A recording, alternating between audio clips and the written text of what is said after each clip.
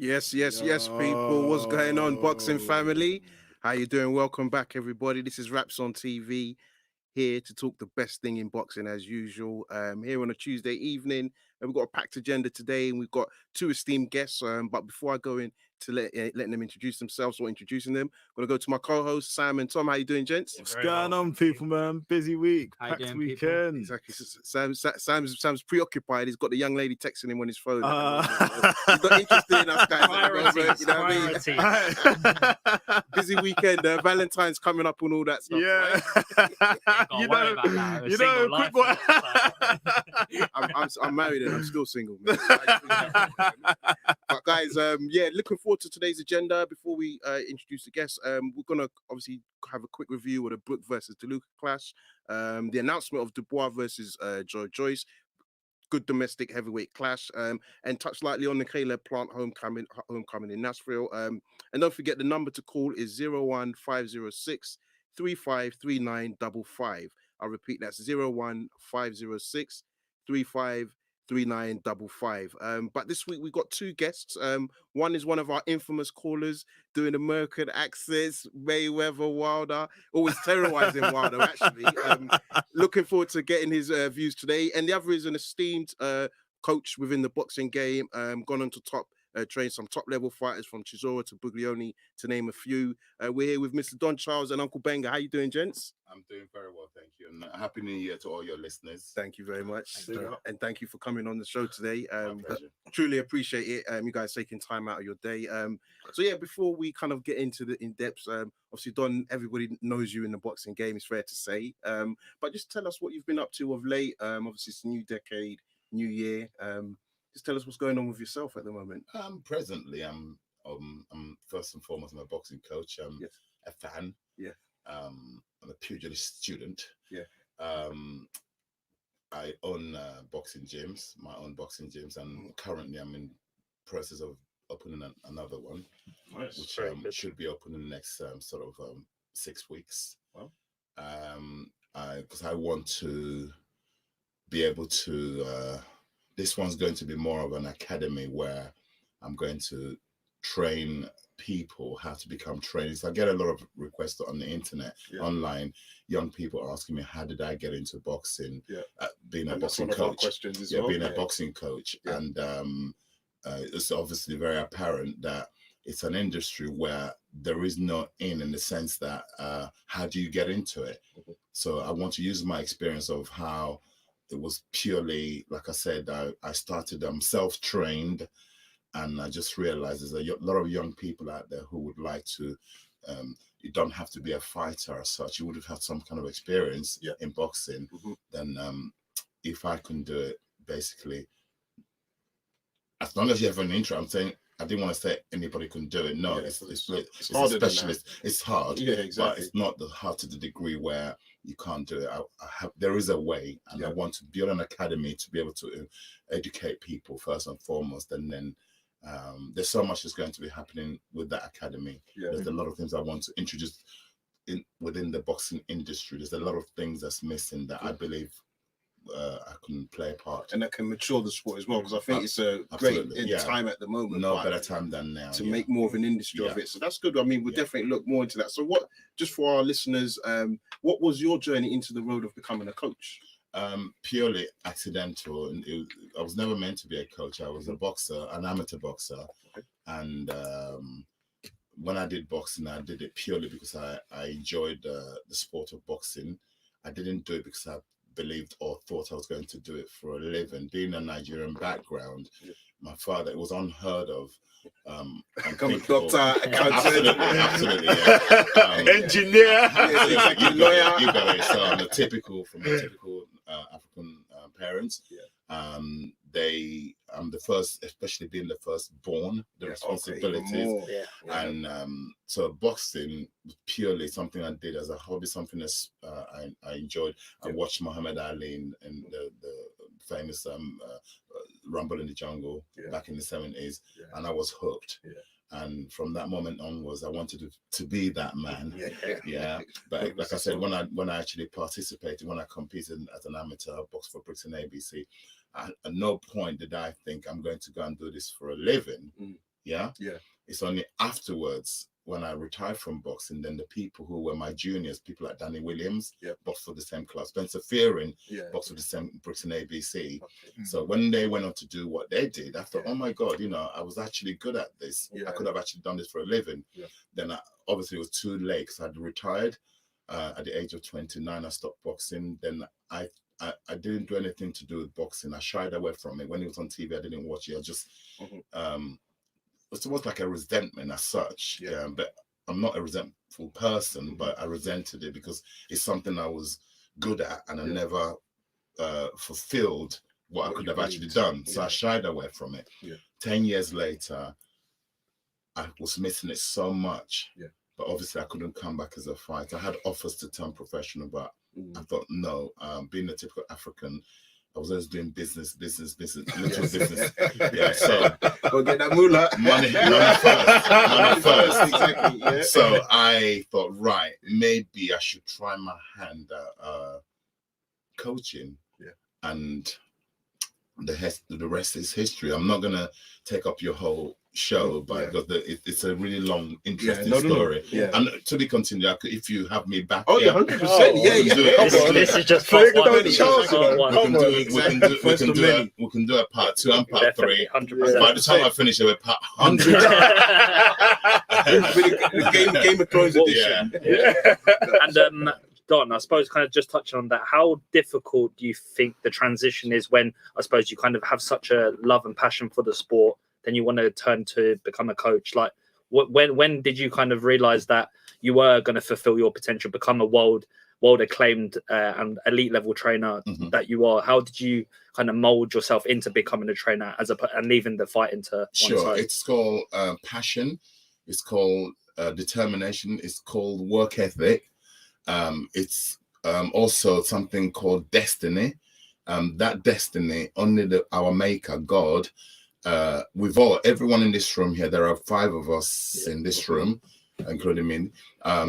We've all got our destinies, and when I say person, the force, our maker, it's all predetermined. Our destiny, everyone in this room, we all have our destinies. We kind of follow a certain path.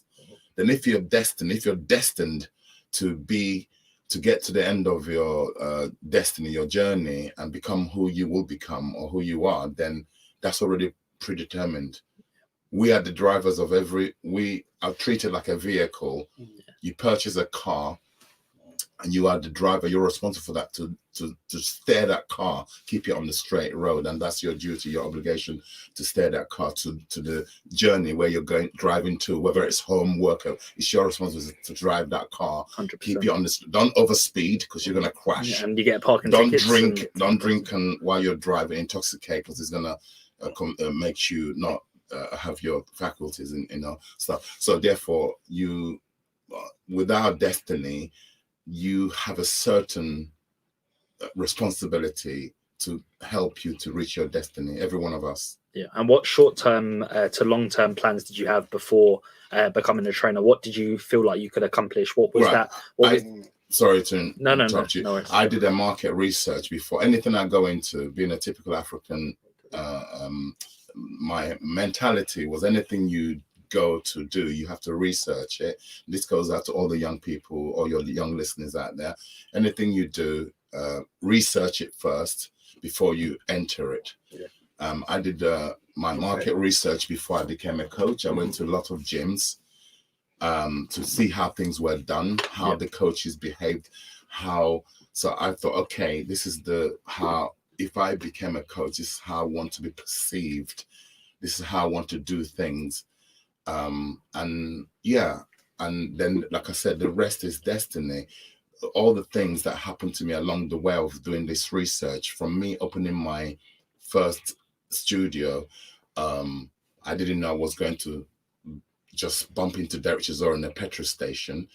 I didn't know I was going to meet Anthony Joshua stopping me on one of my drives to tell me, uncle, because he's Nigerian background, you are Don Charles. He said, can you help me? I've just started boxing. that's the story again. I'm going to expand or elaborate on that particular one. On the Derek Chisora one, I can elaborate on that. I met him in a petrol station. A friend of mine asked him if he was a boxer because he was wearing an Finchley Amateur Boxing Club t-shirt. It was during the summer. He said, yes, I'm a boxer. My friend said to him, if you know what's good for you, that man putting petrol in his car, go and talk to him. Was it Uncle Benga? It's not him, but it was someone of that stature, someone of and this Uncle Benga, as you refer to him, he's the encyclopedia of boxing. Anything you need to know, research. Serious. This man lives and breathes it. And he's been supporting. He knows. He's very, very educated man, generally, but his special chosen subject is boxing. He sleeps it, eats it, breathes it, and drinks it, and then and talks it. Yes. And part-time a lawyer. Exactly. Just to mention, he's actually a lawyer. Absolutely. But I think anything you do, you have to be meticulous with your preparation and also having short-term and long-term goals moving forward. Like whether it's a 2-year span, 5-year span, 10-year span, what you put into the sport, what you put into your craft will then deliver absolutely the results. Exactly. So now respect to you for that, because I think a lot of like boxers, trainers, stuff like that, they don't really have that same prophecy where they've looked at the sport and they've looked at the dynamics behind the sport. They've seen fighters, and kind of raise them from the grassroots tiers of the sports. Whereas I feel like there's a connection there with, like you said, there with the academy now setting an example for the youth. Yeah, evolution. That's my next thing. Like I said, I feel very strongly. Again, having been in the sport now for 16 years, my findings are that there are things in boxing in general that needs to be put in place to aid it generally, not for me personally, to the way boxing is perceived. I think it needs to be given a makeover. Eddie Hearn is doing a remarkably brilliant job in doing so. So therefore, that's on the promotional front. But I'm talking about the infrastructure from the infancy level to now, so that this thing we've now got, it doesn't suddenly evaporate. Sustainable grassroots. Life after AJ, let's say, for instance. You don't want it to where it sort of evaporates. You need to contain it, harness it.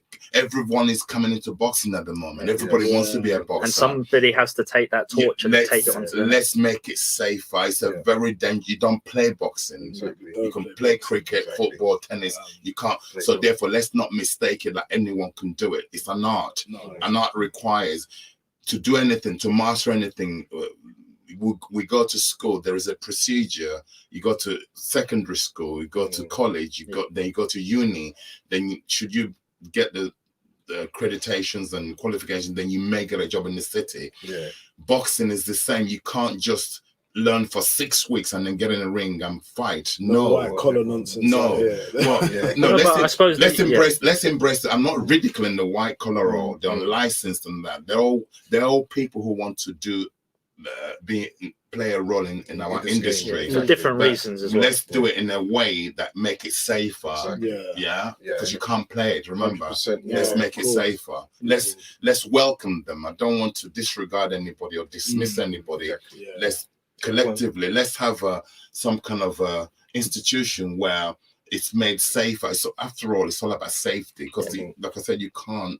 It's a very dangerous thing to do. And that collaboration where you've got governing bodies, they want to make that safeguarding element a big thing, because there's people coming through the ranks where are they taught? They're taught the art of boxing, the slip slide, stuff like that, but they're not taught about maybe the real kind of deepness of the sport, where you're going to get to a 14, 15-0 stage and you're not prepared then or equipped for that big. Absolutely. So that's where, like I said, it's not just myself that's thinking like that. I speak to a lot of friends who are passionate, who also want to be involved in such a thing.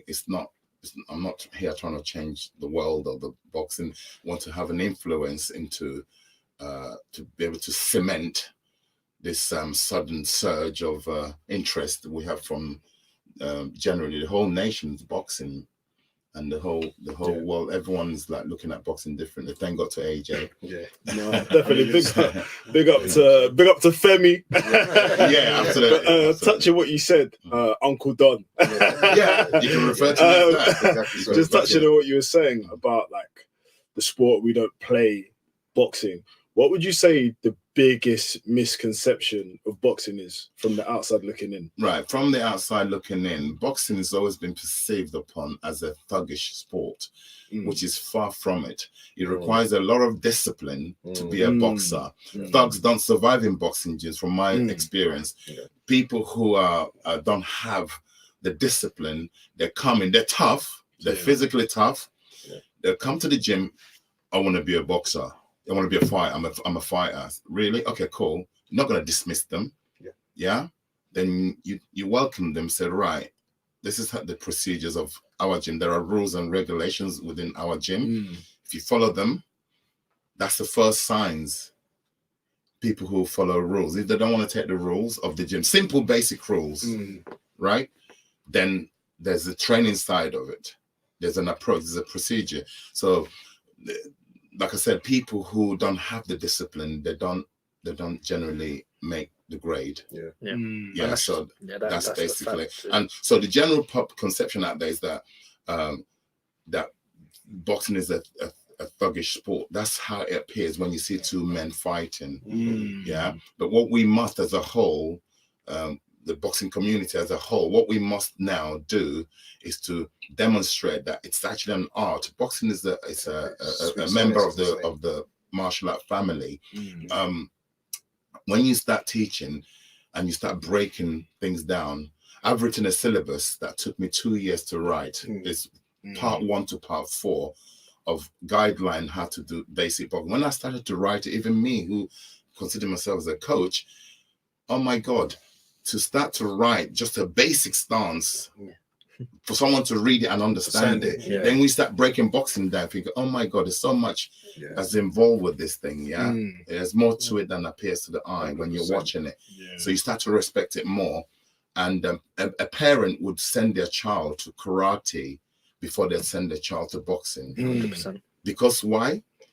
There's the uniform for a start, which is really funky, the karate suit. Okay, absolutely. So a child loves that. Right. The discipline, the martial art instructors, masters instill into their students. We don't have that in boxing, unfortunately. So what I want to do is to inherit that or take that and fuse it with bringing up young kids, the karate way, the martial art way, the discipline they learn when they go into a classroom of a karate. What do they do the first thing they bow? They nod their head, bow their head. That's a mark of respect. They sit in lines, cross their legs, sit down. They know how to listen and not speak. And take instructions. The first thing I did for my child, I only have one. Well, he's not a child anymore. He's a man. He's a big man. First thing I did, he didn't box. I actually didn't want him to do boxing initially. What I did, he did karate. For, like I said, the suit. I liked to put him in that suit. Have a few pictures. Absolutely. Then he did that. He did Wing Chun and stuff. So that's the back. When he was the age of 10, that's when we now converted him to a boxer. He already brought the discipline from the martial art. Of listening, the listening skills. And respect as well. And respect skills. So that's what I want to be able to introduce within the what I'm trying to do, the academy, where we want to use that. It doesn't have to be for a child. It doesn't have to be a contact sport. Boxing. I think children should learn the art of boxing, the discipline that comes with it, and not necessarily make it a contact sport at a certain age. That's what frightens parents off. Nobody wants their child being punched in the head at the age of 9, 6, 7, 8, 9, 10. 11, 12, right? Then if you can install that into a child, the discipline that goes with the sport, I think you're going to get better fighters in the future, better students. Because I think they're taught from an early age. Sure. Because I think before, and this is just from my personal perspective, but before you even lace up a glove or even take a punch or give a punch, I think you've got to be taught that foundation of how to train, how to uphold that regiment, how to be able to conduct yourself in the right manner between relationship, trainer and fighter, Absolutely. and then to produce what you can learn from that, and then take it into a spar or take it into more technical elements of the sport. And do you know how many people that come into boxing as a child, by the time of the age of 12, 13, they've been taking too many punches to the head. Punch drunk. Right? Punches to the head. No parent wants their child coming over with bleeding nose, nose twisted all over the place at the age of 13, 14. No. So we want to be able to change this where they can learn the art of it. There's ways. All the people that go into karate, how many of them compete? Not Very a high few. percentage, very few. So I want to teach boxing in a way you don't have to go and be a professional boxer. You don't have to use it to go. It's a self-defense thing. Then should you continue to want to do it as a living or participate to represent your country as an amateur, you're going to be a better student.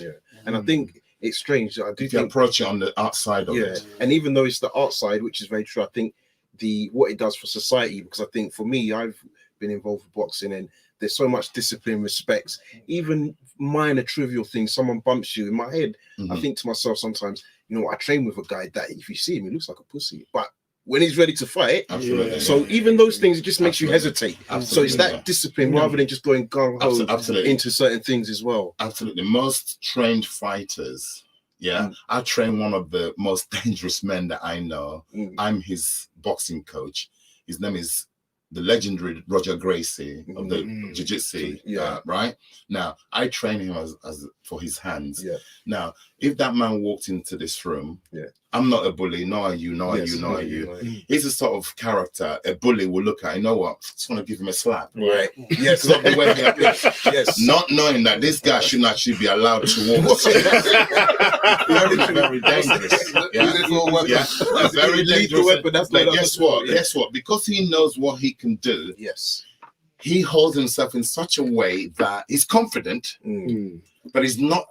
It's not in your face. I can imagine. I can imagine. Right? Because he's confident. Now, what boxing and people who do martial art boxing, when you're confident in your ability, you don't have nothing to prove. So you don't walk around. As we say, giving it the Anthony Croller's a prime example. Do you know what I mean? Sorry? Anthony Croller, I'd say would be a prime example of that.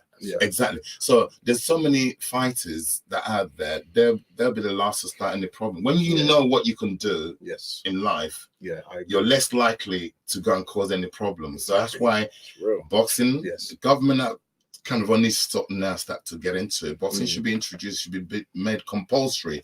But the way we want to offer it to them, deliver it, is where it's non-contact. And I think it can work. Non-contact. Even in football, I don't know if you heard, so there was, as for youth footballers, they were preventing them doing things from like heading the ball because they were worried about the impact of constantly heading the ball over the years. So I think that's good. So one thing I did want to say, not just to switch subjects, because we've got Uncle Bengi here and we've got to get a few words. So the famous uncle. Listen, Uncle's been calling in, giving us his knowledge. But I want to talk about, how do you guys know each other? How, you know what I mean? Earlier you spoke about the amount of British champions Don's trained. So how proud of you, number one, of your friend being the boxing career that he's got? But then how did you guys sort of like become friends? How long have you known each other?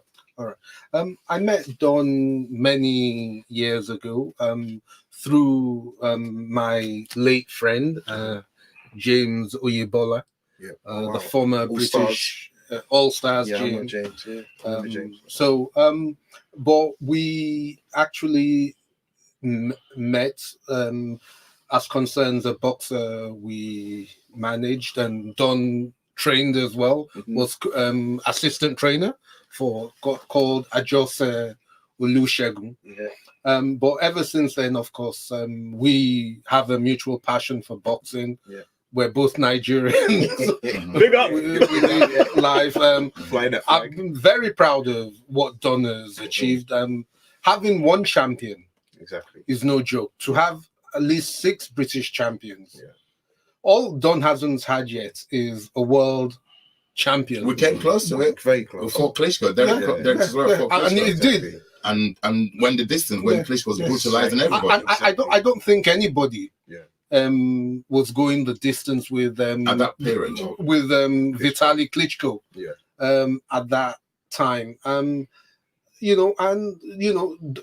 you know, the work Don has done with Buglioni, you can't help but be... Ashley Theophane is another British champion. Yeah, Ashley Theophane. Miles Shinkwin. Adjusted Olusegun. Fran Buglioni. Buglioni, you name them. But I, you know, the story is not finished. Yes. I honestly believe they're like guys Don is training now who will become world champion. Yeah. So, you know, watch the space. And another thing Don and I united on, yes, I have a great passion for boxing, but we're proud of people like AJ. We're proud of people who didn't quite make it, like Adjose Olusegun, Eddie Nduku. You're from Ghana. Yes. There are guys like the great Azuma Nelson, who's my personal favorite, the greatest African fighter of all time. You know, Ike Quartey and guys like that. So I'm proud of Don, and I'm proud of you guys. Anybody who promotes boxing, be you a promoter, a fan, a journalist, a trainer, you know, you have my vote if you have what's good for boxing at heart. I second that opinion. Yeah, no. And so we were talking, going to take it a bit back to yourself, Don, and talk about family. You spoke about your son, the martial arts, which is very interesting for us to know with hindsight, knowing that he's now a professional boxer. I guess, how was that conversation, or was it a hard conversation? I remember speaking to you, Bank Jr., and him saying his dad didn't want him to go into boxing. So for yourself as a parent, when he said he wanted to become pro or at least take the amateur game seriously, what was that conversation like, and how easy or hard was it? Again, I practice what I preach. Because he grew up watching myself. When I opened gyms, he used to come and watch me training and stuff. And naturally, it was in fact my brother who took him on the pads at the age of 10. And I came back one day and said, you know what, George, I took him on the pads today, and it was just natural for him to throw combinations and throw punches, because you know what children are like, generally they soak up what's around them. Yes. Yeah. If it's good, if it's bad, they soak it up. So consequently, he was able to recognize and replicate what he had already seen. So that's how it started. Again, I never even if I had 10 children, I still wouldn't want them to box because of the danger of boxing, right? It so happens I've only got one. He's not a kid anymore. I only have one son, and that's him. I don't have any other children. And so, Nigerian parent, education, right? Real. So basically, that's what I made him do. He was studying. He was an A-class student, and he was excelling in his studies. And there came a point where he said, you know, Dad, I want to box. I said, no, you're going to read your books. You're going to box, but you're not going to compete. Yeah, read your books. And that carried on. And then his mother, again, pulled me and said, look, he really keeps going about. He wants to fight. He wants to box. I said, look, he's a good boxer. I know that, but let him carry on with his... Then one day as he got to... Because he was a late starter in terms of to compete. Yeah, and he started at the age of 20, and then he convinced me, because again, training in the gym, he's watching Derek, he travels everywhere with us, seeing Derek fight, and he started to spar in the gym and started to hold his own with people. And I remember when Anthony first came back from the Olympics, he won gold, obviously, and sparred with my George. And George was actually 19 at the time. And okay, fine, right? And then he started sparring with all the heavyweights that's gone through my camp. And then I start seeing signs. Okay, you know what? This kid can actually take it away from him being my son. If he was just an individual walking to my gym, I'd be like, yeah, son, sign here. You know what I mean? Sign him up, So he's showing signs of the skill level. His IQ level is second to none. He's got his IQ, boxing IQ is academic, but he's applying that within the game. If you go throughout the history of boxing, all the ones who made it, their IQ Yeah. I agree. Not necessarily just boxing IQ, general IQ. Yeah. Yeah. If they didn't do boxing, they would be successful in anything as they did. Yeah. Yeah. And it's usually the more intellectual fighters. They're the ones that are able to then surpass that expectation that is he going to be a British champion? Is he going to be a European champion? They then start to climb the ladder. Absolutely. So that plays a massive part. Knowing what I know now through having been a trainer, when I get a fighter, the first thing I check, and there's a lot of things you check. IQ is so important. So important to be able to take information. Yeah. And you know, because you got to think fast at the bottom. You got to think quick in that ring. Yeah. And I think training-wise, just to go back to your question, I think even when you're training, when someone's throwing combination of hooks, punches, people might think that's easy, but to like hear it, digest it, and react to it within milliseconds. Exactly, you know, milliseconds. So going back to Joe, that's basically how it all started, and then he started having amateur fights because he grew up in a pro gym. His style has always been from day one of a pro style. So I knew he wouldn't be successful in the amateurs because the way the amateur is almost like a different sport to the pro sport. So I believe he had 17 amateur fights, and he lost 3. He didn't win any major honors. He was was he at amateur? Finchley as well. He started at Finchley, and he ended up at Neasden IQ, which is now IQ. Yes, exactly. My dear friend Xavier. Big boy. Right. So basically, he did majority of his thing for Neasden, and then realizing because he started late, we realized at a certain age, you know, this is a young man's game. Yeah. Well, in fact, it's not a game. I rephrase that. It's a young man. Again, I'm very pro boxing, but I'm not going to ridicule. It's not even a sport. It's not. I would, you know, this is gonna sound outrageous, but I'm speaking the truth. I was actually discussing this with George, and we came up with a name for it. Your contract killers. Wow, that's no, That's good. Yeah, that is powerful. It's not a sport. What part of it is a sport? I think there's a combination. Yeah. What of part of it, because you're competing against, what's the main objective? To kill. Right. So your contract killers. Yeah.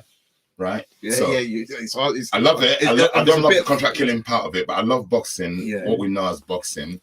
Yeah. Because if men didn't fight, the human species, the human being, if we didn't fight, or if someone didn't come with the brilliant idea of it being, you know, the original name for boxing is pugilist.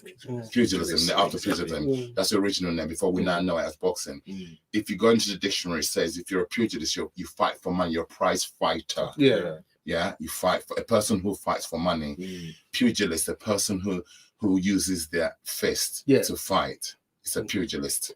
So for the audience out there, do you know how many people in the general public you ask, do you know what pugilist is? They don't know. I think people should be made aware of the origins. It's a Latin word.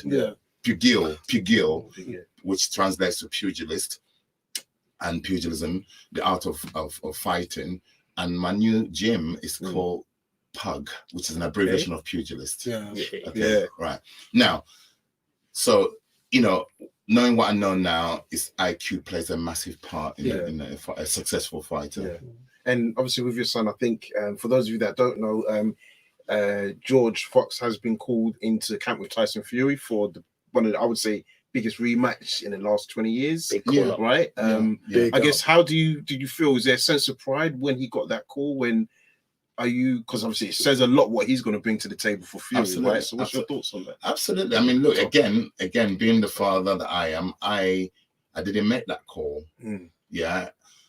His agent, Sam Jones, said they've requested for George to be, and he's very instrumental in that camp, if I may add. Oh, wow. Yeah, very instrumental in that camp.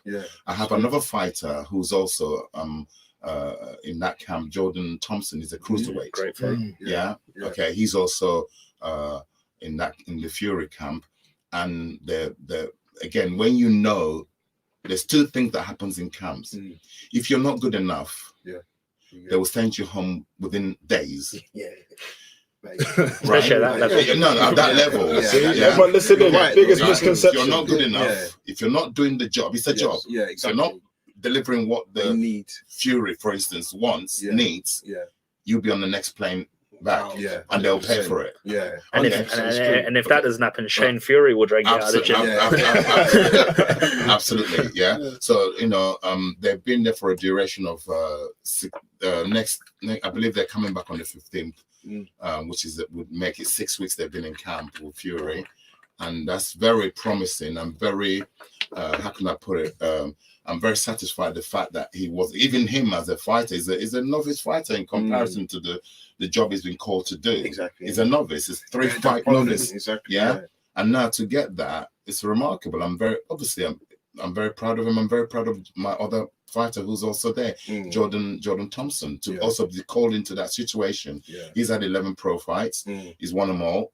He's been also called into that. Again, I didn't make that call. I was one who recommended that the people who are scouting for Fury obviously scouted, and my son happened to be one of the people there, boxers they chose to, and it feels privileged to be must be very that experience. I think it's just such a healthy time for the heavyweight division at the moment. I think Fury, because he's employed such top young prospects, top young men, like to David Adelaide as well, another good fighter. Absolutely, exactly. Another unbeaten he's fighter. Only had one fight. Exactly. And again, for him to be in that camp, and what they will learn from that, not necessarily how to box, but what a champion, what does it look like? What does it feel like to? And Fury is an extraordinary champion. To be in that camp, so what they will all from David and George and Jordan, they're going to grow in stature, mentality. Yeah, what they'll bring back. I'm looking forward to them coming back and carrying work and doing what we're doing. Definitely. So, guys, we're going to quickly open the lines. I can see we've got a couple of callers, and we've also got a main caller in the studio. But we're going out to 041. 041. The floor is yours. Oh, and I dropped my own phone. Hello. Hi there. 041. Yes, sir, yes. Is that Williamo? 100%, my brother. How you doing, sir? What's going on, brother? Yeah. But listen, man, very educational, very interesting comments from the floor. It's been very interesting listening to all that, right? Yeah. But I only have a few minutes, so I just want. I just got one grab to my chest that I just want to release out there. Yeah. Okay. So basically, boxing doesn't promote violence. Yeah. You're asking or you're telling us? Boxing is not promoting violence. But at the moment, I'm really not happy with AJ's thoughts about trying to go and fight in the Spurs Stadium. I don't know what you think about it, but I think boy, it's gonna promote violence. It's no content, boy. I don't know what to think, but he should not go and fight in the Tottenham Stadium, Spacious Stadium. All right. So if you can put the feelings out there, he is going to be promoting violence, my brother. We hear you on that. Thank you, man. Appreciate the call. And did you want to switch some? No, always. But 985, Mr. Appiah, how you doing, sir? Mr. Motivation. Yes. How we doing? We're doing well, sir. How you doing? What's on your mind? What's going on? What's happening, Daniel? I'm doing well. I'm doing well, and big up everybody. Big up John Charles.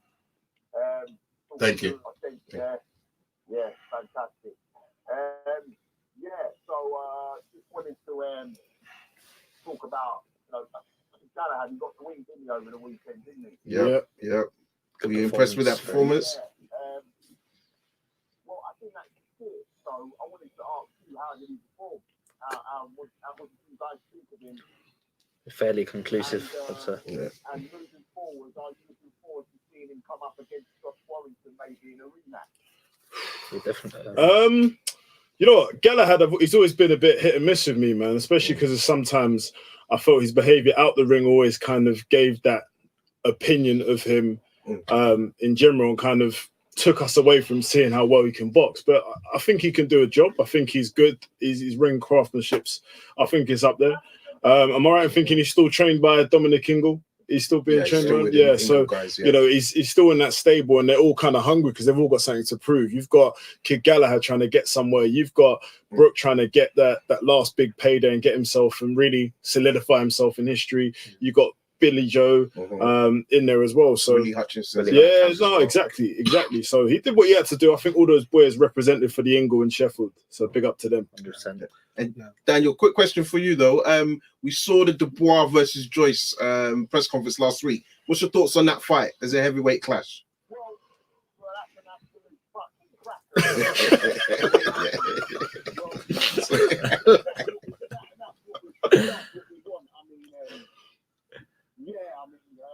I'm going to go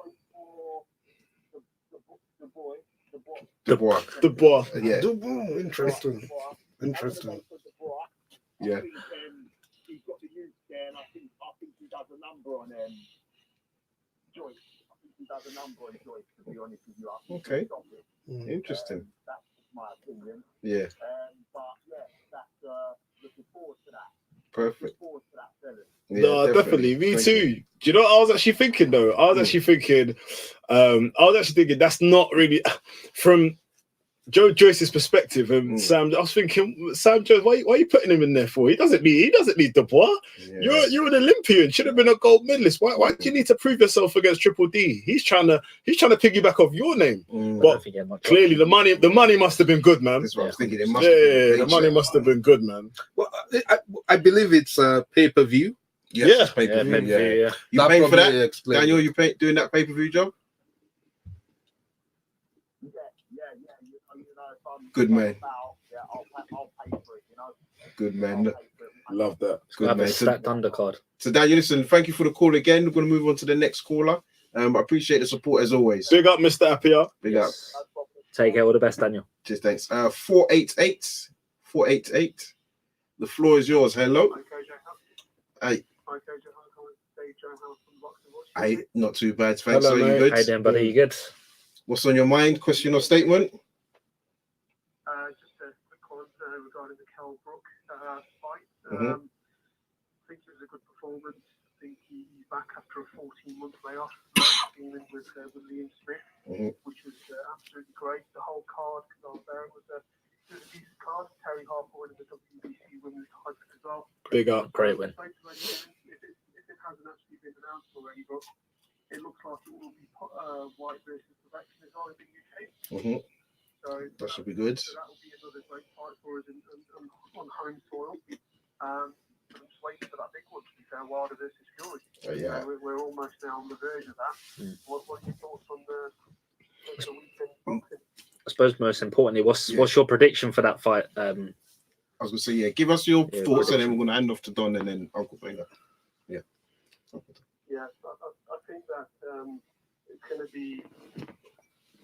I'm going to say, I got telling you Fury points to be fair. But as Michael Buffer said, that Deontay Wilder's like a third world country with a nuclear. Dangerous, yeah. It's a dangerous statement. You could make it like that, to be fair, So yeah, we'll see what happens on February 22nd. Good. I'm going to hand that to Don. Don, what's your thoughts on the Wilder Fury Clash rematch? Prediction for it very obviously it's a very mouth-watering fight. We all saw what happened in the first fight. When it comes to boxing, the art of it, Fury hit and not get hit. If you hit, minimize how many times you get hit. Fury's a master of that. He's proven it time and time. And both fighters are going to come in. They've already had a feel of each other. Very important. Yeah. They both know what they left that ring feeling. Fury was put over twice, so he tasted what the power that Wilder brings. And Wilder now knows how hard it is to pin him with a punch that Fury won the first encounter. The two knockdowns gives that's why it was inconclusive in the sense that it gave the opening for a rematch. So in the second fight, I believe I'm not at liberty to elaborate anymore because I have a vested interest in the sense my son is there. Obviously I know certain We won't things. press you too much. So I am not at liberty to say anymore that regardless of my son being in there involved, my prediction would have been a Fury win, because I believe he's going to negate his way, not to get hit with a clean shot that will. We know the power that Wilder possesses, and he proved how he could dazzle him with punch and fury. I've trained somebody to fight Fury twice, and every game plan we came up with, he's able to rip it up and throw it back at you. And he's got that ability. And I believe that's what's going to happen, where he's very versatile. He can adjust, he can adapt during fights. 100%. Yeah, Tyson Fury. Again, his IQ is sick. Yeah. Okay. This much I will say, inside information. My son George said to me, Dad, the guy's like a chameleon. Dad, one thing George is very good at doing, he will spar with you. This is my son. He will read you. He'll read your pattern. Once he's got your pattern, you're finished. He thought he read Fury. Fury is like, he told me the word he used is a chameleon. He said it's like a chameleon. He changes. If you've seen the movie Predator, the first one, when that's what you're dealing with. That's what you're dealing with. Wow. That's the term. You hear that live, exclusive on Raps, you know. Nowhere else. I'm gonna go back to Dave. So if it's in the first Predator, then I don't need to say anymore. He said to me, it's like a chameleon, Dad. Wow. It's a chameleon. That's good. Dave, listen, thank you for the call again. Any question before we go? And we'll answer it and then put you off. No, I mean, just a quick one, guys. I mean, Brook 14-1 playoff. The Khan fight, as you said, that's more or less dead in the water. Don't want to talk about that. What would you like to see fight next? I think for me it has to be Smith. I think Smith is probably most competitive. British. British. Maybe Liam Williams, but does Kelwood think he's a bigger name than Liam Williams? Probably. They're the same camp, aren't they? So. There you go. So that's not going to happen. Definitely not going to happen. So for me, Liam Smith is really the only name. I wasn't even that excited to see him on the weekend. It's just like they kind of both had their time. Do you know what's interesting? Both of them need each other. You know, he's going after one big foot. Brooks kind of caught himself into the name of Khan. And it's not happening. Khan does not respect you enough to share bread with you. They're too embedded in each other. They just need to dive. I think the perfect fight, if I was to answer that question, I would say I'd like to see the Hurd fight. I think the Hurd fight's a good fight, but then it's like the politics and stuff involved. And I think because Smith has warranted that WBO title shot and he's won the title, I think give Brook a chance. Why don't he fight Rosario, see what happens, and then maybe bring the belt back to the UK and have an all domestic world title fight? I mean, I think you're definitely right. You wouldn't see. I think Smith and Brook deserves to be for something, right? So you would want them to have some type of trinket at the end. Definitely. But I think it could get made. But I don't see Brook hanging with some of these guys at 154. Some of them, Rosario's a killer. There was I was listening to one of his coaches speak, and he was saying, "Listen, this guy punches." Yeah, exactly. He doesn't want that. Punches like a light heavyweight. So, but listen, Dev, thank you very much for the call. We're going to move on to the last segment. It's going to be heavyweight, guys. We're going to be discussing the heavyweight scene. Obviously, we've got Mr. Don Charles with us in the studio. So, Uncle Don, yes, heavy duty. Respect. It's true. My bad. We're nicking Frank Warren bills now. We're calling it heavy duty. So listen, guys. Obviously, last week, we saw the press conference for Dubois versus Joyce. We spoke about your son in camp for the Wilder Fury rematch. Then there's talk of Dillian White. Even Chisora should be looking to fight again. The heavyweight scene is busy. Vibrant, right? Golden. Before we kind of dissect that, I do want to start about Wilder Fury clash. And I want to start with you, Uncle, to get your thoughts on that fight, how you see, if not the fight playing out, obviously where you think the winner, who will be the WBC winner at the end of that night. Okay. I think what Don said about, or what George actually said about Tyson Fury is very, very pertinent. The word chameleon. You see, because, the guy can box southpaw, orthodox. I haven't seen another heavyweight for a long time who does the things he does. He bends at the waist. He uses the shoulder roll. You know, he's got a very high boxing IQ. And you know what? I think he's going to be sharper. I think Wilder is going to be better than the last time, but I definitely do think Tyson Fury will be better. And if you've asked me my prediction, you went there, so I have to give it to you. As we know, Wilder's grandmother told him, "I've been anointed by God." But baby, you might be anointed by God, but you're facing the Gypsy King. And my prediction, I've said it before and I'll say it again, for me, the winner of this fight is Luke Tyson Fury, the Gypsy King. Good man. You know, we've been there against Chisora twice. Any game plan you you know, he will rip it up. Exactly. That's what you're dealing with. Yeah. And if you think about it, you know, look at Chisora. You've all seen Chisora fight. He's won fights, he's lost fights. But have you seen anybody totally nullify Derek the way Tyson Fury did? No. And I think that's to hear you say that, and I thought, one, it's honest. But how was it after the first fight? That was the first Fury Chisora was my first introduction to Tyson Fury. That was our first loss, right? And I was like, nah, Chisora's got to beat this guy. He's got to Chisora's a bad man back then. But then when I was watching the fight, like, I am honest, even if like I try not to let the emotion work with the brain. But I was like, shit, this guy's good. So going into the rematch, what was your game plan, or what were you thinking you could do to get to him?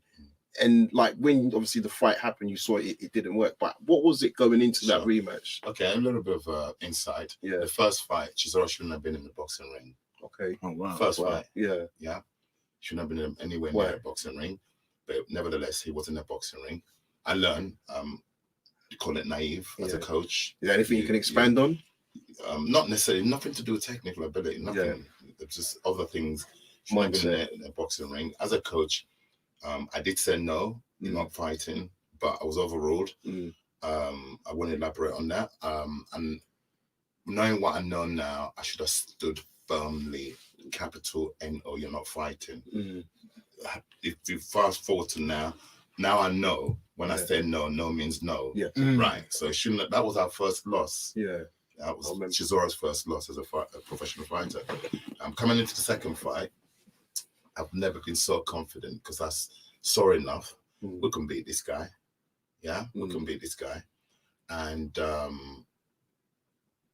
bearing in mind, like I said, Derek shouldn't have been in that ring first time. And he remember, he wasn't beaten, so we don't know how to lose. So he's like thinking, this guy can't beat me. Even during the fight, in the corner, I was talking to him. I said, come on, this guy. I won't repeat the things I was right. And, the Channel 5 days. So we lost our titles and going into the second fight. It was a big fight. It was an eliminator. The winner was going to fight Vladimir. Vladimir, who avoided us. We went to Germany and that's another subject. He avoided Chisora. Vladimir Klitschko avoided Chisora. And the great late Emmanuel Stewart, 7 weeks prior to him passing away, leaving us God's rest his soul, he told me on the telephone he pulled Vladimir out of that fight. 3 days before, we were in Germany ready to fight. 3 days before the fight, he said, your guy, when we saw him in flesh, in the public workout, he was all wrong for my guy. He's a big guy, man. He says it was all wrong for my guy stylistically. So going into the Fury fight, we devised a game plan that I believe that would work. And our man tore it up. When you coach the level of coach and start having a better insight understanding, your mind starts to work like that of a detective who catches criminals, crooks. Seriously, when that's how you operate. When you lie in your bed, like that, visions comes to you. I'm thinking to myself, right, what would I do if I was Fury? How do I beat this guy? How do I devise this thing? And it came to me, vision. I said, I woke up like a madman. I called Derek like 3 a.m. in the morning because he does that to me as well. Sometimes he can't sleep. He'll call me and say, I can't sleep. I said, right, put your shoes on. I'll drive around. We'll go for a run. That's what you do. Yeah, 3 a.m. in the morning. So it's you that gets the inspiration from running around London and that. When there's a good runner for heavyweight, he runs well. He'll call me sometimes, middle of the night, I can't sleep. I said, all right, I'll be there in 10 minutes. I'll get in my car, drive. He runs, I drive. Yeah.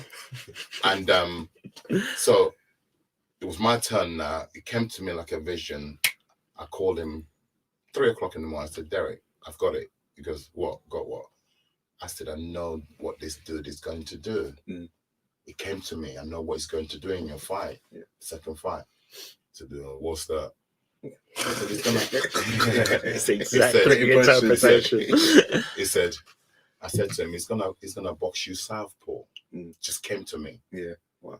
Like I said, remember I'm a detective. Yes. Gotta catch the crook. He said he's gonna box you southpaw, Derek. He wouldn't dare box me southpaw. I'll knock him out. Sorry. I said, Derek, okay, fine. Phone goes down. So I had 8 names on the list of personnel who I'm going to employ to be able to prepare us for. Yeah. Within them, there were 2 southpaws. Yeah. Within the 8 to prepare Derek. Balance it up. Okay. Derek looked at the list when we had our meeting. No. I don't want those 2. No. I said, Derek, they're southpaws. Remember what I said to you? This dude is going to box us southpaw. No, I'm not paying them. Get them off the list. Right? Derek. That's so Derek, isn't it? Exactly. Remember, this is how boxing works. He's got to a level now. He's the paymaster, remember? Exactly. And that time right? as well. Yeah. He's the paymaster. So I'm not the one paying these sparring partners. The money comes out of Derek's pocket. Yeah. Okay. The paymaster is not going to pay. Scrub it out. But what I did do, I tricked him. One of the guys who was on that thing, he's a switch hitter. So as a trainer, I said to him, when you're going to spar Derek, do me a favor, switch. Yeah. Switch on him. Yeah. Fine. Anyway, rest is history. On the night, the bell rings. Go and watch the fight. Tyson comes out straight. Southpaw. Bam. Runs into the middle of the ring. And the thing is, he doesn't even pivot to go southpaw. He just goes straight out. Yeah. And I won't go any more. What happened? Yeah. Okay. There's so much more that happened. Right. So again, the vision was correct. Like I said, you start to think, how do I catch this crook? How do I trap this serial killer? Or I won't say the other things crooks do. What's their next move gonna be? That's you have to start thinking. Like you develop this. When I became a coach, I didn't have that skill. 100%. You develop this skill of being able to suss. We use the word suss. Think 3 steps ahead. Predict, premeditate, predict. And so that was that. So Fury, like I said, I was the coach who was able to have that foresight to think, okay, he's gonna switch southpaw. Because why did that come to me? He fought an Irishman called Martin Rogan. He boxed Martin Rogan for 6 rounds. That's the first time I saw him box as a southpaw. He was very good at doing it. I thought, damn, this guy can. He never turned off for the whole. And guess what? Stylistically, Rogan is almost similar to Derek Chisora. So that's what led me to think, I got it. I'm gonna ask you why. Yeah, I got it. Yeah, I got it. That's what he's gonna do. He's gonna fight us the same way he fought Martin Rogan. And guess what? Rogan retired after 6 rounds. Just couldn't deal with it. Right. It's a shutout. And guess what? In the second fight with us, it was a shutout. Yeah, it's a shutout. And going and sorry, and I'm going to let you guys answer. Being that was one of the few rematches Fury's had, do you think it's being underplayed that actually he also has done very well in a rematch against a tough opponent at the time? Derek is a pressure fighter. That's what I mean. Derek took Vitaly Klitschko 12 rounds, and he won 4 rounds. Nobody wins rounds in sparring. Definitely not in a competition against Vitaly Klitschko, who was knocking. He'd had 43 fights prior to Derek fighting him. He had knocked out 40 out of 43. Derek was the 4th person in his career to have gone the distance with him and won 4 rounds in Germany. No fear. And even look at his records. I think there's an elephant in the narrative for this fight. You know, it's Wilder Fury.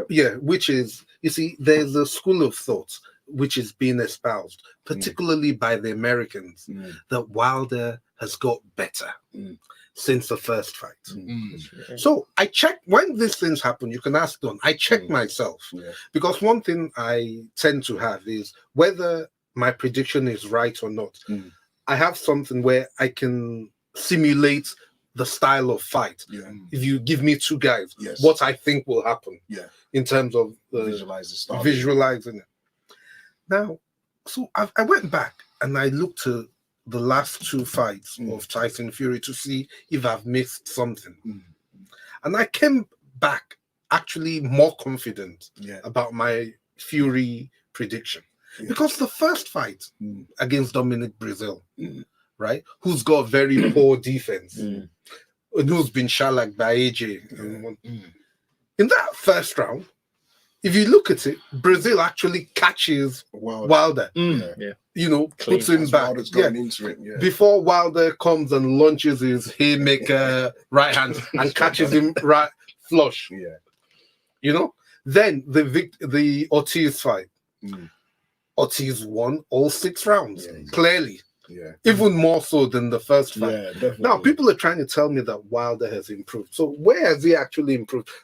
People are making it sound as though it was patient until he could trigger the right hand. If he tries that against Tyson Fury, he'll be hitting fresh air.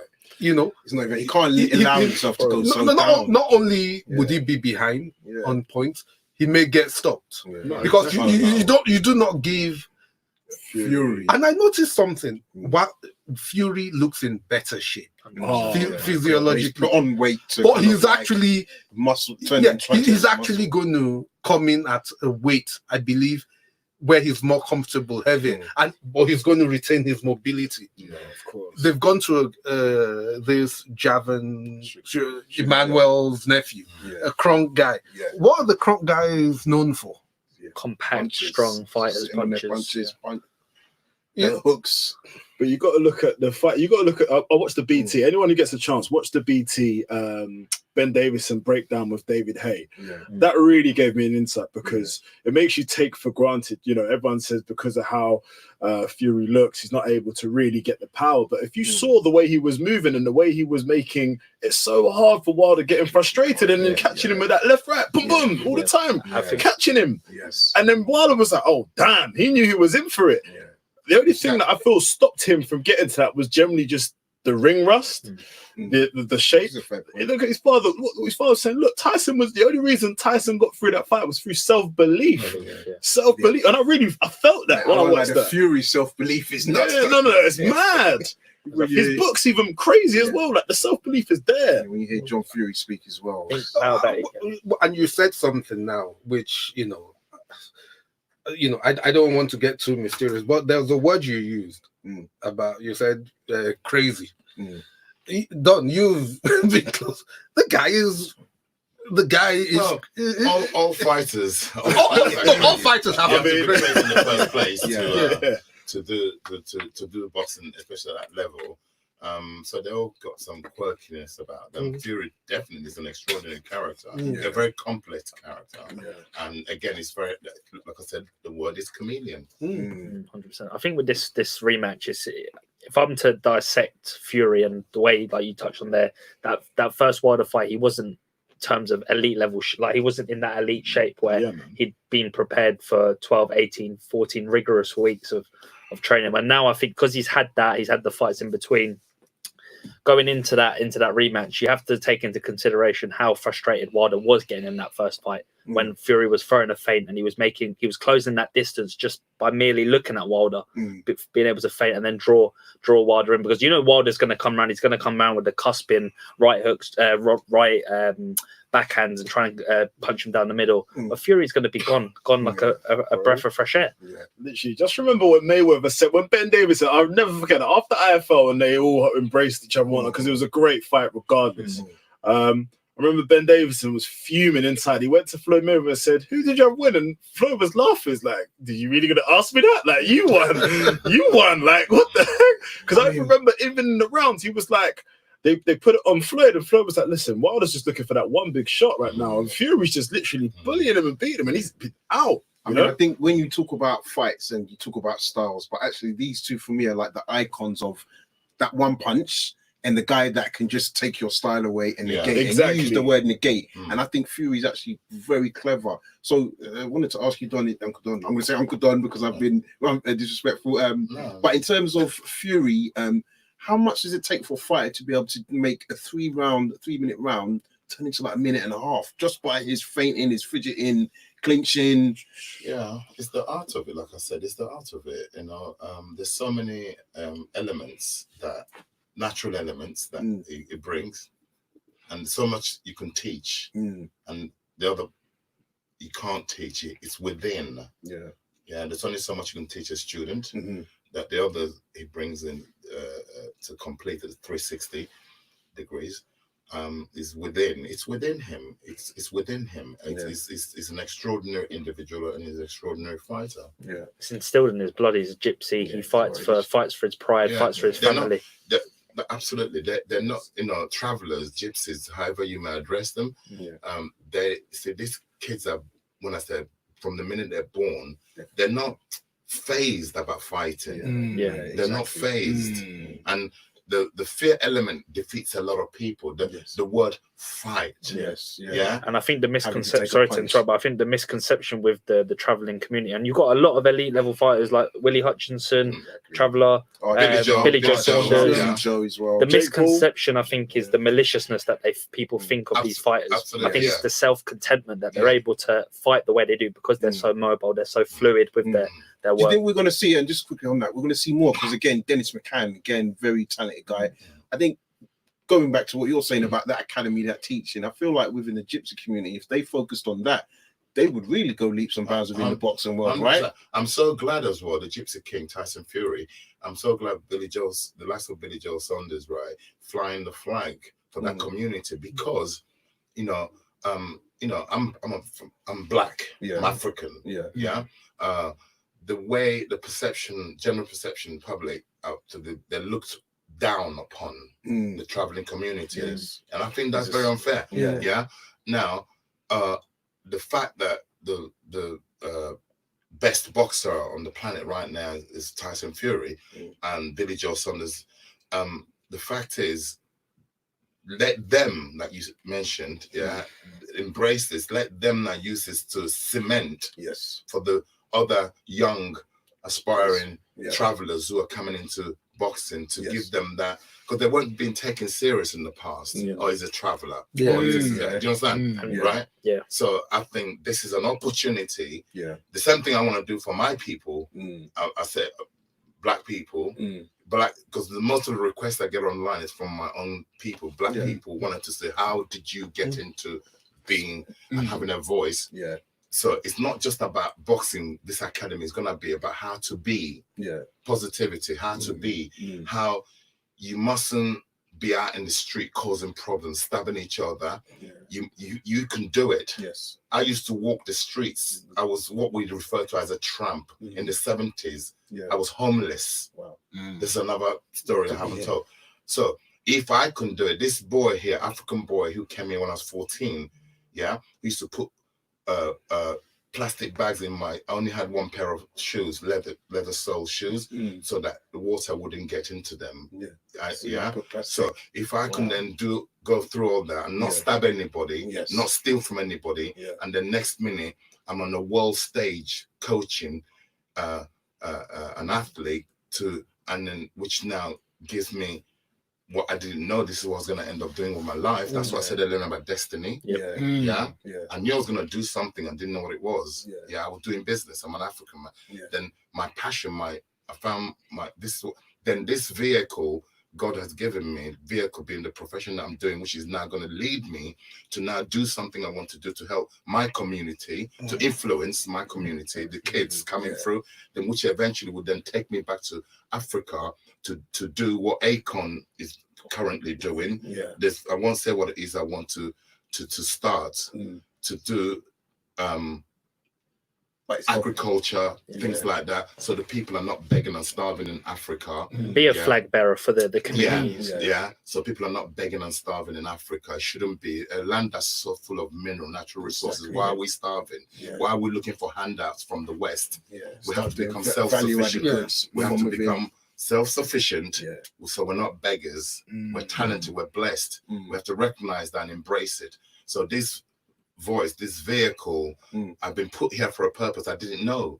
I didn't know the purpose. I'm going to use the boxing thing to then aid me to have some kind of influence. And my son knows that anything happens to me where God says to me, right, you've done enough. It's like a relay, you hand the baton over. He knows to complete, he knows his obligation to complete what I've started to do in Africa. Yes. 100%. I like that. And I definitely want to get you back to talk more on that, because we've had Richard Comey, Duke Micah, spoken about Isaac Dogbe. Then we looked to having conversations, try and get Nigerian fighters in. And I'm definitely intrigued. A lot of our fan base now is within West Africa. Some of the African now. Not about getting Nigerian fighters over here. No, I want to. We spoke earlier on, me and the lawyer here. We spoken on the train on the way here. I'll say it here, it's firsthand, exclusive. The whole point is to become self-sufficient. The whole point is to be on an even playing ground. The whole point is to be able to do shows in Africa, not fly fighters from Africa here to get exploited. 100%. That's got to stop. That's got to stop. That's what I'm about. Equality is the biggest. I mean, I just want to give you a good example, because this is what Don is saying is a very important point. I remember as a young boy in the 70s in Nigeria, I think it was 1974 or 75, I'm not sure which year, a British fighter, Scottish fighter, Jim Watt, fought against a guy called Dele Jonathan, a Nigerian who I think had been African Boxing Union champion. So they were fighting for the Commonwealth title. They were both contenders. Now, it was a good fight, but Jonathan won the fight. And in fact, my father and my godfather were in the audience. I saw it on TV as a young boy. What I never forget is that some years later, about 3 years later, Jim Watt fought for the world title. Jim Watt, who lost the Commonwealth title fight against Jonathan Daly, lost the fight clearly. The fight was in Lagos, in Nigeria. Those days you could get guys come over. Now, you now have a situation where Jim Watt did go on and win the world title. Dele Jonathan, a good fighter, he was a good amateur, he was a good professional. He never fought for the world title. Eventually, when he was a bit older, he got knocked out, by a guy from, I think, Trinidad and Tobago, whose name slips my mind. Now, the reason I bring that up is this was a good fighter who could have gone on to be a world title, but maybe we didn't have the platforms. No, we didn't do the infrastructure. We did not promote enough. A less gifted fighter, Jim Watt, who was a good fighter. We've all seen him fight.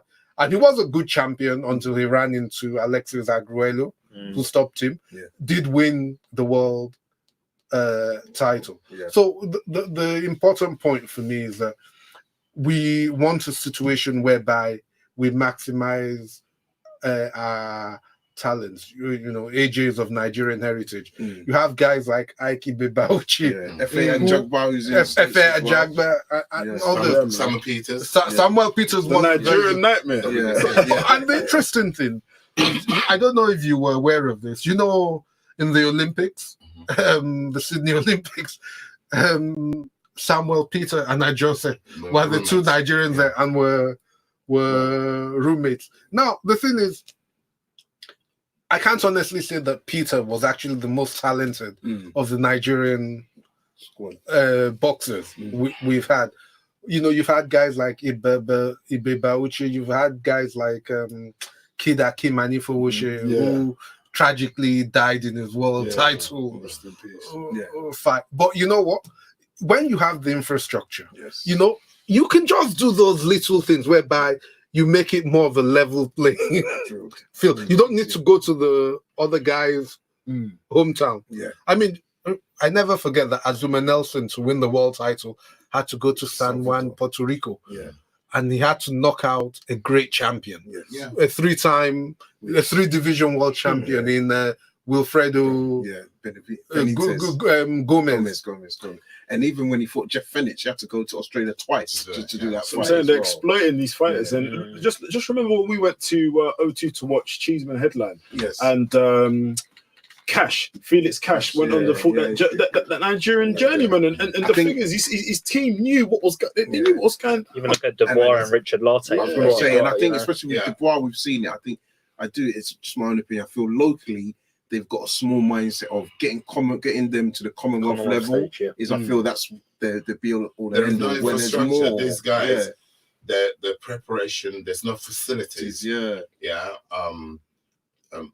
Listen, there's so much. I'm sitting here. I feel sad. I feel right. This is partly what drives me. This is why I want to succeed in what I'm doing, to then be able to be in a position to influence, not just just to do something about it, and I will. And I think as well, this isn't just happening in Africa. This is all around the world. This is within even the Eastern European periphery. You know, you see Yugoslavia before they collapsed, before the whole USSR thing. You see fighters now who are probably the most elite fighters in the world. The Uzbekistans, the Kazakhstans, all these guys. It's widespread. It's widespread. But what I want to do, I'm not gonna for one moment tell you I've lived in England. I love living in England. England gave me opportunities. England gave me opportunities to be who I am, become who I am. So I'm indebted to England. But what I want to do is, charity begins at home, right? And I don't want to change the world, but I want to affect my people. I say black people, Africa, in the sense that I want to specifically do it for my people because they need to wake up. 100%. There we go. Uncle Don Charles is now the boxing Fela Kuti. That's what we want. I saw him play live so many times. That's what we want. But all jokes aside, that's what we're talking about. That's legacy. Especially we can make an impact to the community. Last subject I do want to talk about it's heavyweight. Dubois versus Joyce. One of the callers yourself said making this fight now seems strange. Obviously, you've got a bit of a relationship with Sam Jones. What's your thoughts on Joyce taking this fight now, and how do you see that fight playing out? If you want to give us your thoughts. The common denominator you said to me was the reason. The reason is called money. I told you. Paycheck must have been sweet. Money. So therefore, it's when you look at, you have to weigh up things. Frank Warren, the promoter, great promoter, legendary promoter. Big up. He gave me my break, my opportunity, because when I give you a little bit of background and I come forward to answering your question you asked me, I never forget. I haven't got selective memory, I haven't got short memory, because when I wasn't Derek Chisora's first chief coach when he turned professional. The person who worked with him as an amateur was a chap called John Oliver, who also worked with AJ. Finchley. Dad, right? That's right. Finchley. He's actually uncle. Spencer Oliver's uncle, John Oliver. He was Derek Chisora's trainer as an amateur for Finchley ABC. And when Derek turned professional, he was the head coach. I was his assistant. For Derek Chisora's first 2 professional fights, he was, if you go and watch it, he was in the corner for the first 2. Then something happened in his personal life where he could no longer continue to coach Derek. And I owe him, because he handed the baton over to me. He goes to me, I've seen you work. Nobody knows who you are. I've seen what you can do. You're good enough. He gave me the baton. And he gave me the black book. The black book means all the contacts he had in terms of he loved Derek. He loved Derek. All the contacts for sparring purposes. It's to me, anything you need to know. Because I was so naive, I was so green, I didn't know anybody. Right? He gave me that book, numbers and stuff. So I owe him, John Oliver. I owe Frank Warren, because when I now went to Frank Warren, remember, I'm a novice trainer, new on the scene, hadn't trained anybody prior to that. Frank Warren could have easily, because he's a promoter, he's an investment. into this ABA champion. He could have easily said, you know what? I'm going to get Derek a trainer because I don't know you. He had every right to do that, but he didn't. He backed me from day one, and I owe him for that. Because, again, what I said earlier on to you, young man, about destiny, that I was destined to be where I am today, because Frank Warren could have easily said, you know what, don't know this guy, my investment is not going to with it. You're not tested, you're not trial. Yeah. He believed in me to carry on, and I produced for him. Yeah. Oh, we fell short, we never won a world title. That's my only disappointment with that, which is right. Fast forward to the question you asked me. Right. Legendary promoter Frank Warren. I know how he operates. I know how he works. Yeah. Right. You know, boxing is a business. Yeah. Right. He's invested heavily in the young man of Daniel Dubois. Someone like Daniel Dubois. Daniel was brought to me at the age of 17. Oh, wow. He sparred Derek Chisora. Yeah. I saw enough, and I was asked to become his trainer by his father. Okay. I declined. Yeah. I said, he's young. I've done this before. Yeah. From my experience, let him carry on doing the amateur thing. Yeah. And let him come, and I'll oversee what his development. I'll monitor him, his progress, his progression. And the father obviously had other agendas. Next minute, I know my dear brother, friend Tunde Ajayi called me, said, Don, I've just been given this heavyweight I'm training, that a young man, blah, blah, blah. Before he could finish his sentence, I said, his name Daniel? I said, how'd you know that? I said, because I've been asked to train him. Said, oh, he's good. I said, I can imagine the way they said that. I said, I know he's very good, T. Yeah, but anyway, current short. I can't go into details what happened with him, what the relationship with the Tunde, or why that terminated.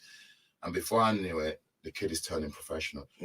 I said, no, the kid should carry on, because that kid was good enough in the amateur scene to go and do what AJ did, win gold. Definitely. Rio. We see it. Yeah. And then come back, and right. But in my opinion, he turned professional too premature, in my opinion. 100%. That's my opinion. And I think that would be demonstrated, that would be evidence when he fights Joe Joyce. Right. Going back to that. Yeah. Like I said, the kid is special. Daniel Dubois, he's special. At his age, what he's achieved at his age. Yeah?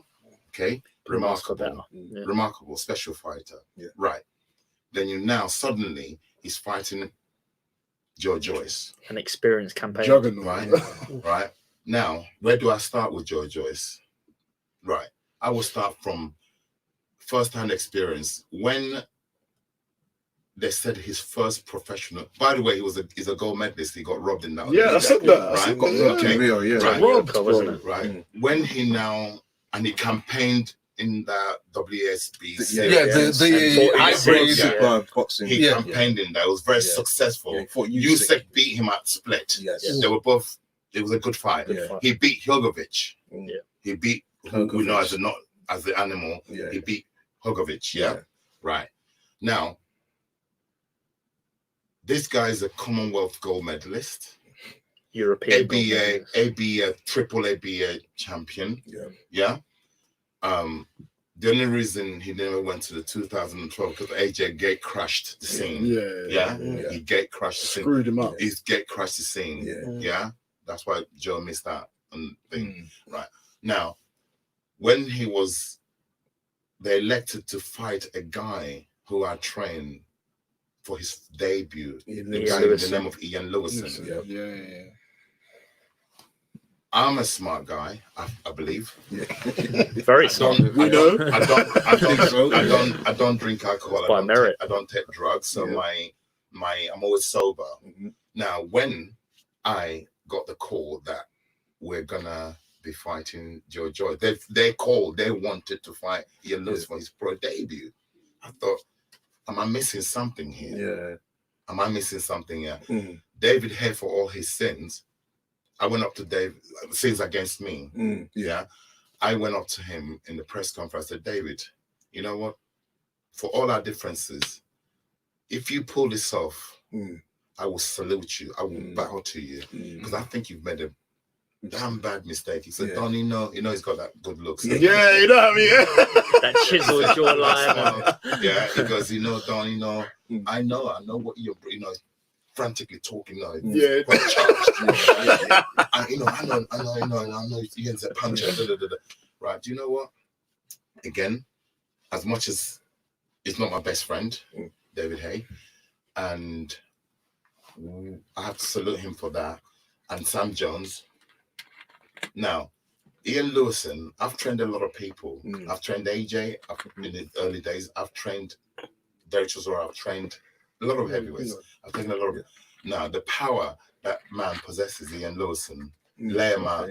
His nickname's lay him out, Lewison. Yeah. I remember when he was fighting. Right. Okay. So, is a guy who I regret everything for him. I regret the fact that if he was the disciplined individual in life, he would have been untouchable in the boxing ring. Yeah, that's what a lot of people say. If he was disciplined in life outside of boxing, 100%. Right. Okay, so now the way Joe Joyce and his team, Joe Joyce is the one in the ring, so I have to give it to him in the ring, the man in the ring. The way he fought effortlessly for Ian Lewison, a renowned puncher, for your debut. I won't go into details all the things that happened to us in that fight, but that's his debut. He won. We didn't even share a round. We didn't even come close to sharing a round. I had to pull him out. I pulled him out. I believe round 10. I pulled him out. Yeah, because I'd seen enough dignity. I'd wanted him to finish on his feet. That's what I do. People, Mark Tibbs accused me once of being a compassionate coach. Damn right, I'm compassionate. You're playing God in the corner. 100%. Damn right. When I see a sign, I know my fighters. When I see a sign, a certain sign, I want to reserve it. I want to pull them out. And you'd want the same for your own son as well. Absolutely. So you know what I mean. So you this goes out to all the coaches out there. Get to know your fighter. Get to know how he breathes, his breathing patterns. Get to see certain signals. Learn how if he farts, what he means. Some fighters are too tough. So you need to know them. So you need to know when to pull them out. I will support that because when I first got into boxing, one of your coaching mentors, Joe Mensah, Coach Joe Mensah. One of the things he taught me about boxing, he says, look, when you manage a fighter, when you train a fighter, it is very important that you need to know, you as the coach, the manager, you need to know what the fighter can take. You need to know his limits better than the fighter. And his mentality, how he takes. So coming back to the question you asked me. So that was his debut, and I believe he won the Commonwealth title in his 6th or something. Something ridiculous, right? Exactly. British title in.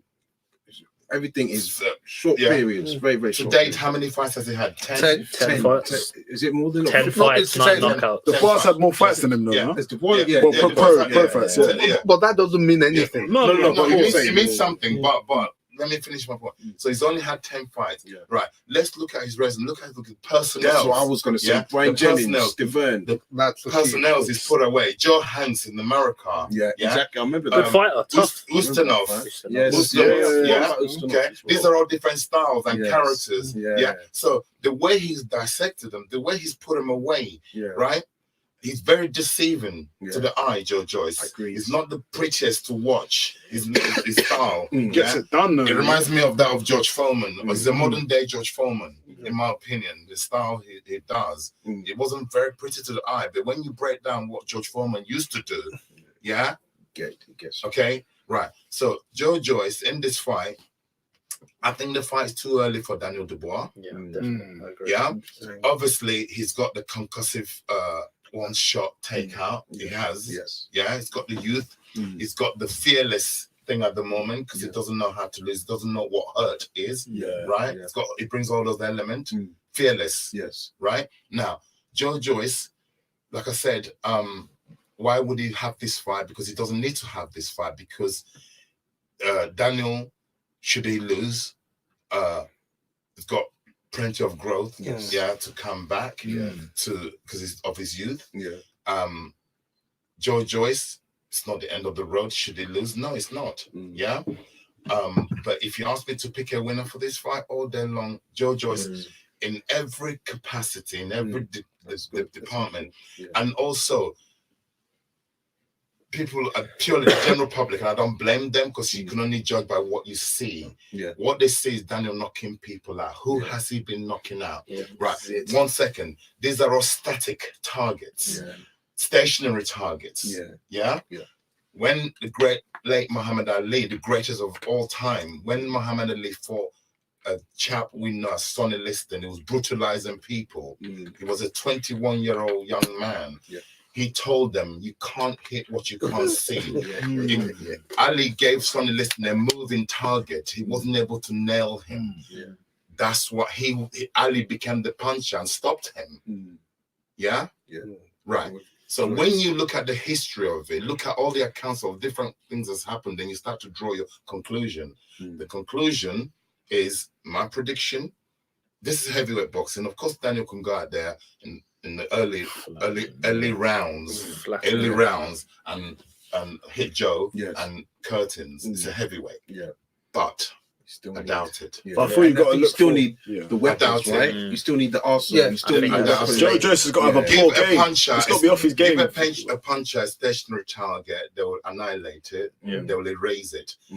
Give him a moving target, they will struggle. End of Wilder Fury. No, you see, the thing about this is I kept thinking, and Donna's explained it well, why the hell are they making this fight now? Because there's a lot of reasons. I can tell you why. No, I understand the money, but you're thinking, cause pressure. Joyce hasn't got any time. It's too early. Okay. But this is the thing. You've expanded on a lot of it eloquently, and I agree with you. My key issue, I want to be very clear about this. There's a lot of things about they call him Dangerous Daniel Dubois, Triple D. There's a lot about Daniel Dubois I like. I like his personality. I like the fact that Dubois is not trying to be friends with anybody. He's all about his focus. He's all about business. I like the way he carries himself, the persona. But what I do think Dubois is going to be a very successful boxer. 100%. But I do believe he's going to lose this fight because it's the wrong time. I think he's going to lose this fight. He's going to go back to the drawing board and improve. It's not, I mean, far be it from me because, like I said, I have a lot of respect for Frank Warren. But I just do not, how old is he? Is he 21? He's like 21. Not even 21 yet, I don't think. Like 21, yeah. 21. It is, I mean, I've seen a lot of both of them in their short pro career. Dubois has 13 fights. Joe Joyce has 10 fights. You can't compare the resumes. Look at all the people. In addition to the guys you've mentioned, there's Brett Jennings, Steven. Who the hell? How can a guy fight Lewison in his first professional fight? The only type of guy who can fight and beat Ian Lewison in their first professional fight is a guy who's been a long-term quality amateur at the highest level. Because we've seen that with the Lomachenko's and he was in the WSB.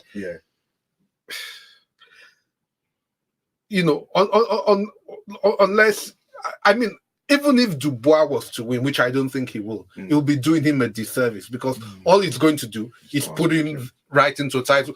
He's shot, which is what not ready. You're saying he needs to take his time. But then, do you know what? If good luck to Dubois. If he gets through that fight, me personally, I'm not here for. You're asking me. I will always speak the truth. That's what we want. If you're gonna crucify me right here. Oh no, that's its own mentality. No. We want the truth is the truth. Yes, the truth will always prevail. Yeah. Like I said, it's a heavyweight. I'm not writing the kid off. No, I'm not saying he's got the punching power to be able to ice anybody. But the fact is, Adam Booth is a trainer whom I rate highly. Joe Joyce is a fighter. I've seen him firsthand. what he does doesn't look like attractive, but very effective. Yeah. I think just to allude to that, I think with Joyce, he's even showed it and displayed that in the World Series of Boxing. He doesn't exert energy. He doesn't need to exert energy where you feel like he's going to blow out after 7-8 rounds. I think because he sustains that pressure and he's able to break down fighters with the resume he's had, I think this stands him in good stead against a Dubois, a fresher, younger Dubois, who Joyce probably isn't going to be fearing him really because he's experienced that. He's fought in these. He will respect him. He will respect him. He will respect the young man because he brings youth and fearlessness. Yeah, he'll respect all that. But like I said, you know, you think how many styles he's encountered over the years through his journey. Never mind what we see on TV, the person inspiring. How many? What style is it? He hasn't. What is it? He hasn't been in ring with punches. Yes, he has. And he's beaten them. Can you remember back in the day? When was this? This must have been was it the late 80s? I think it was the late 80s. There was a gym I used to use in King's Cross. Some of the professionals who were there were guys like the great John Mugabe, the Beast, Lloyd Honeyghan, the great Lloyd Honeyghan. Michael Watson used to be in that gym, you know. Oh, Michael was a brilliant boxer. When I saw Nigel Benn's fights, knocking everybody out, bowling everybody out, they were both coming up. You know, Mickey Duff used to do this thing. When he had a good fighter, he'd just be increasing the level of competition steadily as she goes. You know, Watson was being exposed to good American fighters. Some of them were slightly down, but they were good. It was just getting better. But of course, he was outpointing them, taking them the distance, stopping them later on. Ben was bowling everybody out in the second round. Yeah, it's crazy. When they came to fight, Ben was a massive favorite. This knockout artist, the British Marvin Hagler, or Mike Tyson. When they had the fight, oh my God! I was the one. I was in university. I predicted the Watson win. People thought I was mad. Everybody thought. I actually said. I said he'll do him within 6 rounds. After round 4, my cousin had come to visit me in university. We were watching it with some other guys. I said, it's done. Was it not a jab that? It was a jab. It was a jab. You see, he was exhausted. So guys, listen. I was just looking at the time. I'm like, wow, we've had a lot of fun, and we've gone over our mark. But guys, listen, I just got to say thank you for coming down. Thank you so much. We'd love to have you here. As Arnold said, I'll be back. And I just want to say, you've got a load of books here, and I felt you couldn't have met 2 more honest, genuine librarians of the sport. He's worded that in well. From the heart. But speaking the truth, though, quickly, Uncle, this is your chance, to kind of say, look, what are the views? What's the pay-per-view numbers? Because me and Koji are getting ready for our money, man. Oh, for Wilder and look, I want. Let's get something right. I honestly speaking, I'm a boxing man. I love the sport. I want to lose this bet that it will do more than 800,000. I actually want to lose the bet. You know. You sort of, but there's something which tells me, and this is on ESPN and Fox News. But the way it's all been promoted, hardly any press conferences. They didn't do a tour. I mean, there's actually been a world. I'm thinking about it. You see, when AJ is fighting, your neighbor knows about it. Even the granny down the road knows about it. You know, people are coming from the north. I was speaking to an old school friend. What's her name? Shirley. Her son and the husband were coming down from Yorkshire to Wembley to watch AJ's fight against Povetkin. You understand? So he does, but I don't know what it is. I don't. Maybe Wilder was not promoted well in the early. I mean, yeah, it's He golden. was still in our right? leisure centres, wasn't he? Yeah, 12,000, it's got, 13,000. That, I think if we say it's I would like it. I would like to lose the bet. I would like them to do more than 800,000 pay-per-view buys. So you're sticking with it. But I don't see it. I mean, I'm just gonna say, yeah, I think sometimes when we're in the UK, I think we focus on what we see. I think you've got to look at, especially last weekend, there was about 9 adverts that went out during the Super Bowl weekend, and I would have said that I saw for that them to but really get the I get that. up. I I get think it that. will do well. I think it will do 600,000. Okay. Which is look, good, it's still good, but a fight of this magnitude, Yeah. should be doing 1.5 million standard. pay-per-view buys. But But Joshua's just about reaching them numbers. Like, come on. No, but wait, hold on. Let's be clear. Joshua against Ruiz Jr. Yeah, did 1.6 million pay-per-view buys in the UK. yeah. In the UK. This is a fight in America. So it's the American pay-per-view number that we're talking about.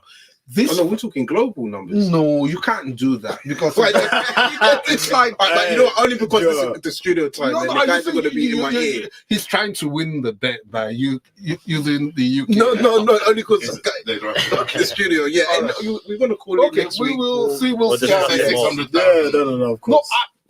If we go back to if the it track, does over 800,000, Yeah. I've lost the bet. yeah, Alright. and we went I back. just we think did say UK and US. I think it will do Alright. 600,000. We went back. Yeah. But guys, listen, for everyone that's been calling in, tuning in, just want to say a big thank you. Don't forget, please subscribe to our YouTube channel. That's Raps on TV. Our Facebook page is Raps on TV. And for all of the callers and the support, Big up. big up. Next week, we're going to start our scoreboarding system. So guys are welcome to call in and give us your predictions. We'll make notes of it. Between the three of us, it's going to be very competitive.